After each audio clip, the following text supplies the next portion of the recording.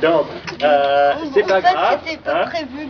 Ouais, c'est pas prévu, mais souvent il arrive des choses qu'on n'a pas prévues parce que la mécanique, ça ne réagit pas toujours exactement le même endroit. Même si on a programmé, même si on utilise exactement le même programme, il y a toujours un petit peu de friction, un petit peu de jeu, ce qui fait que le robot parfois il va un petit peu à gauche, un petit peu à droite, et parfois il touche un objet, et puis là c'est perdu. Merci beaucoup. Et on a encore une deuxième équipe, c'est Lise, Karine et Lisa qui vont aussi montrer une autre approche pour positionner l'œil bionique. Donc eux, ils ont la première solution a été une pelle. Eux, ils ont choisi une sorte de fourche pour pousser les yeux à la destination.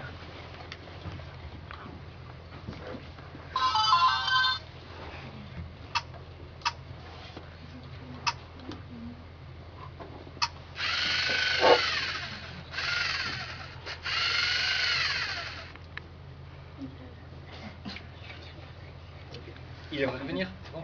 Ok. Bravo.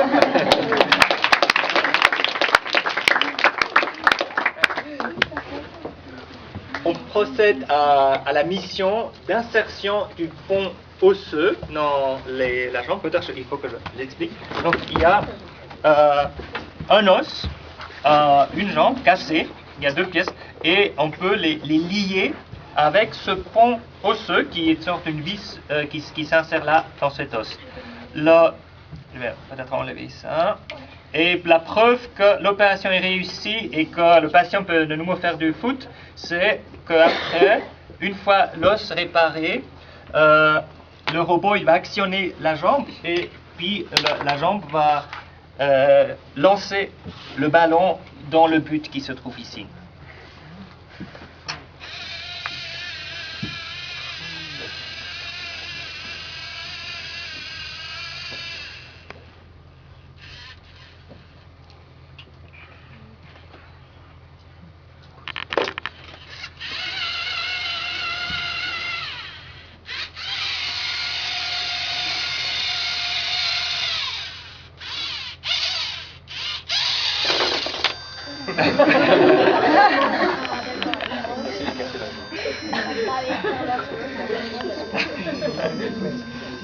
Alors, bravo quand même.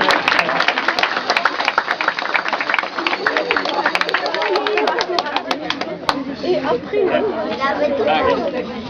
alors,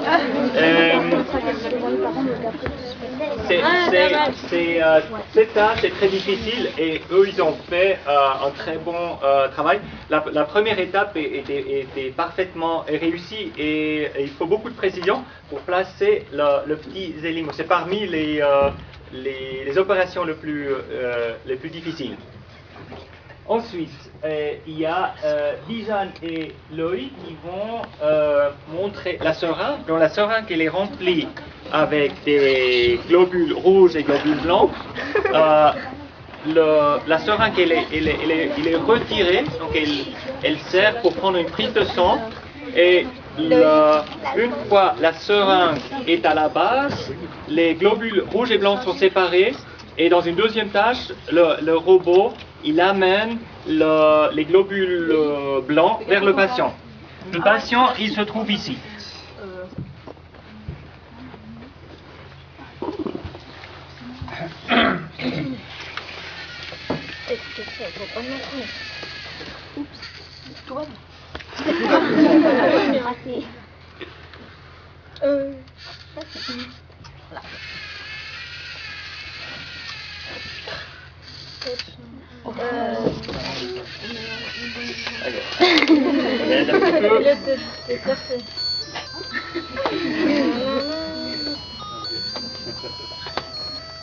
Là, le robot, pendant le temps qu'il faut, il fait un petit peu de musique pour amuser le public.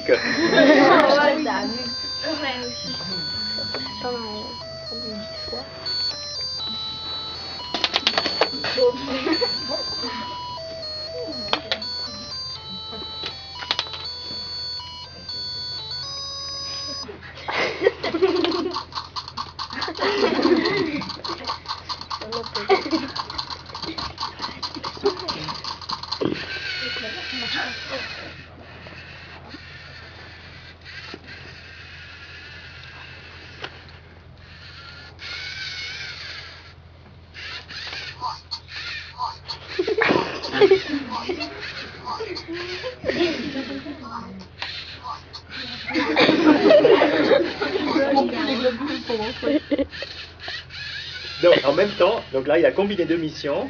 Il a fait aussi la détection des mauvaises cellules. Donc, bravo.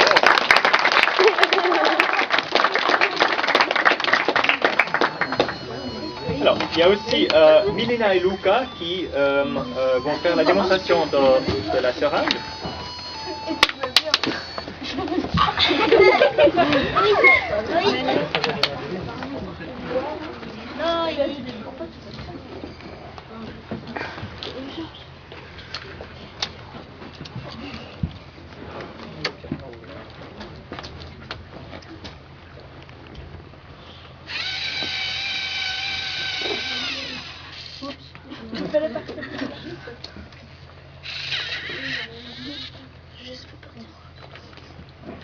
Peut-être troisième cran pour la route droite. C'est pas trop.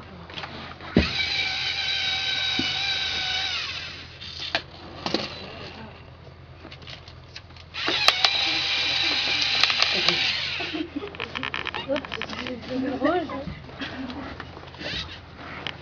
Lucas, passe. Bon, comme ça.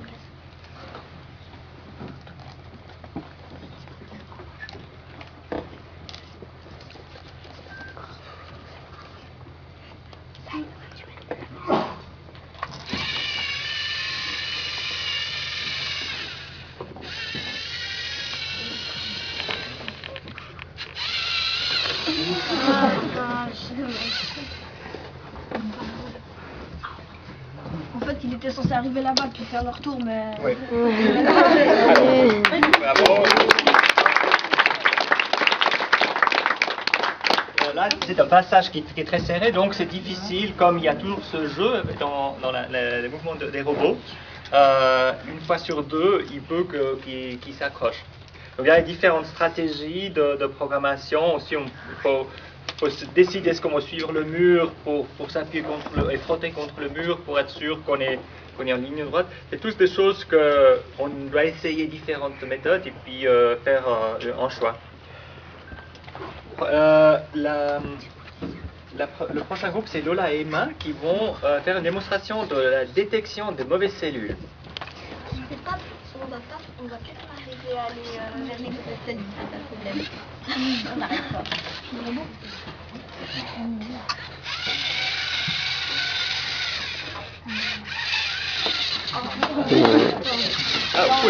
Vous pouvez le faire.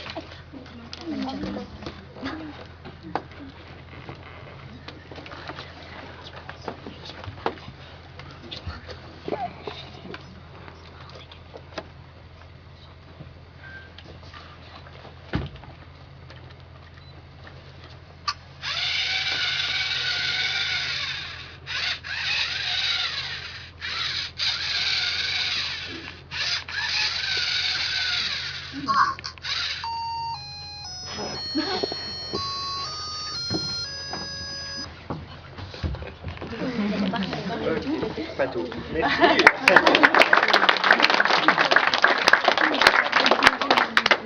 Et un deuxième groupe, c'est, en fait, on l'a déjà vu, Vision et Loïc qui ont fait deux missions ensemble.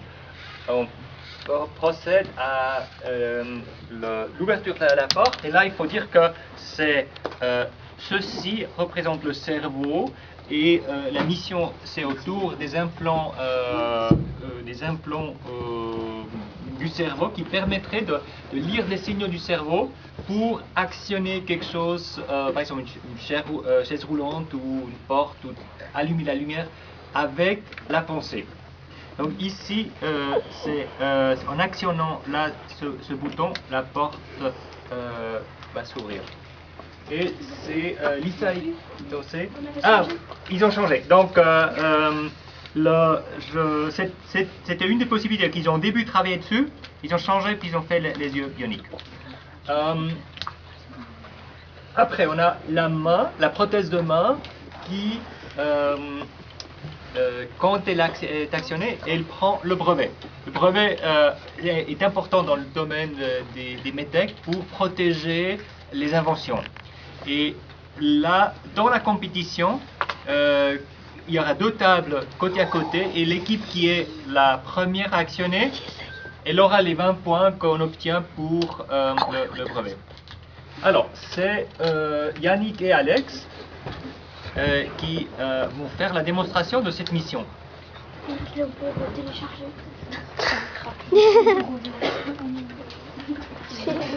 J'ai oublié de télécharger. Oui. Mais on a une deuxième équipe. Si vous avez besoin de plus de temps, vous pourrez déjà demander à Pascal et Kevin de faire la démonstration.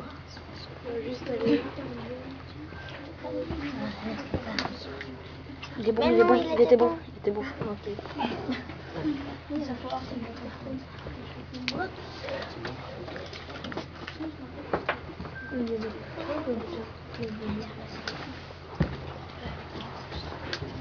Oh, il est pas allé, lui.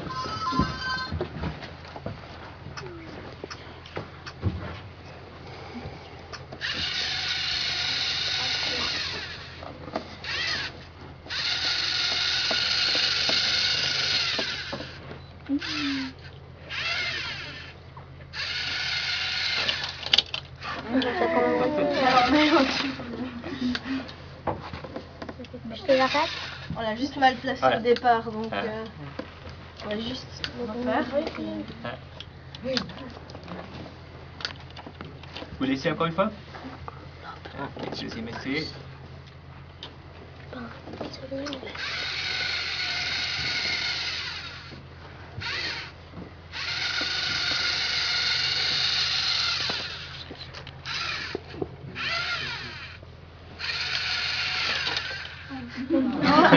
Ça aurait dû l'apprendre.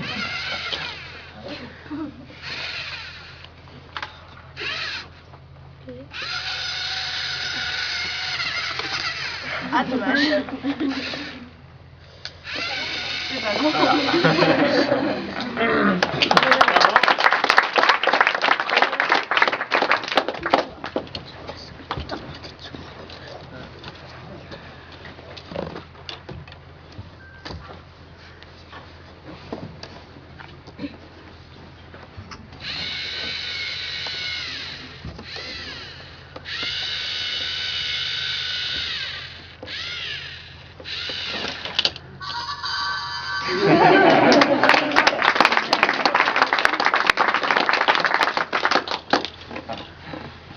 Merci. Alors, on a encore une dernière mission à montrer et il s'agit d'actionner cet appareil qui nécessite au robot d'être sensible pour ne pas aller trop vite, là ça fonctionne pas, ou trop lentement. Si c'est lentement, ça fonctionne. Donc, il doit appuyer, le robot doit appuyer là-dessus, mais doucement. Alors, on a Matteo et Joachim.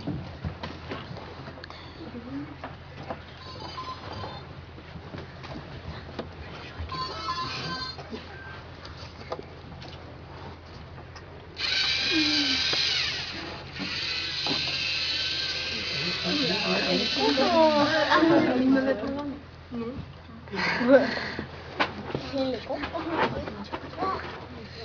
Tu veux vérifier une fois? Est-ce qu'on a, Sophia, Catherine et Daniela.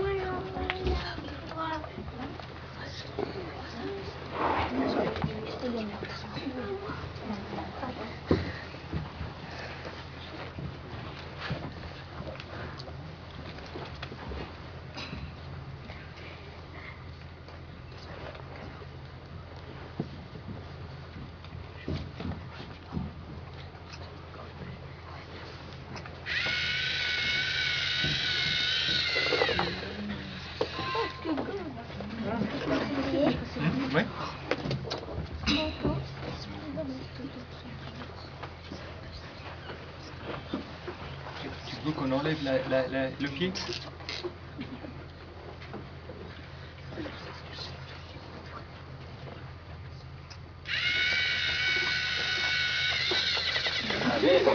Enlevez le pied alors.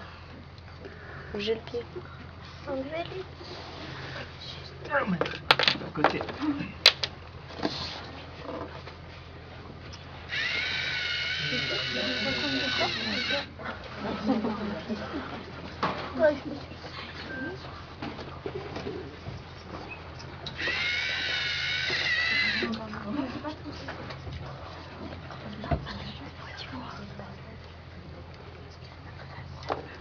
Si tu veux, tu peux aider au robot un petit peu quand il touche, tu le mets droit pour lui donner un petit coup de pouce.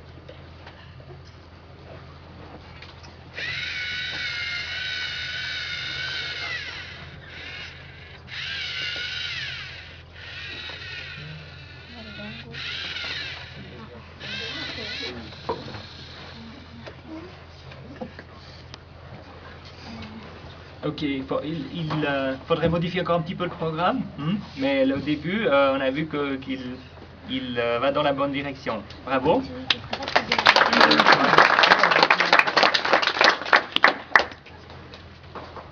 Et je ne sais pas si encore... est-ce qu'il y a il y a aussi Alexandre et Alexandre. Il y a Mathéo et Joachim en premier. Hein? Et Joachim, vous êtes prêts? Oui. Alors, Joachim.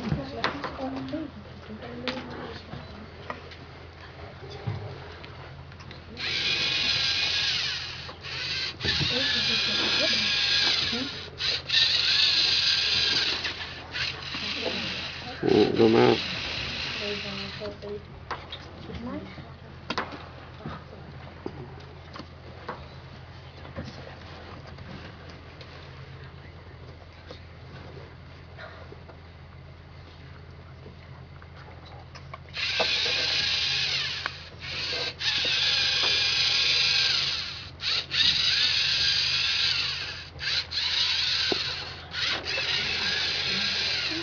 Oh, presque. À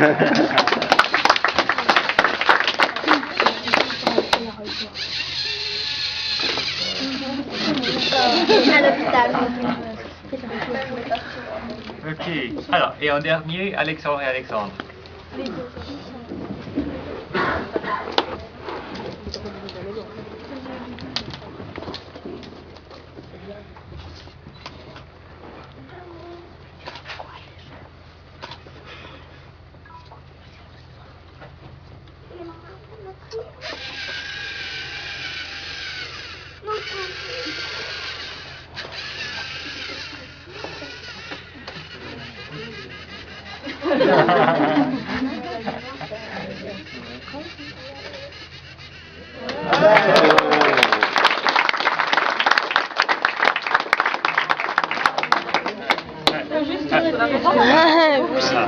Donc là, en dernier, c'était l'exemple de quelque chose de théorique qu'on a vu, le suivi de lignes de robots, quelque chose qu'on fait souvent dans la robotique. Alors, nous allons retourner maintenant vers les places.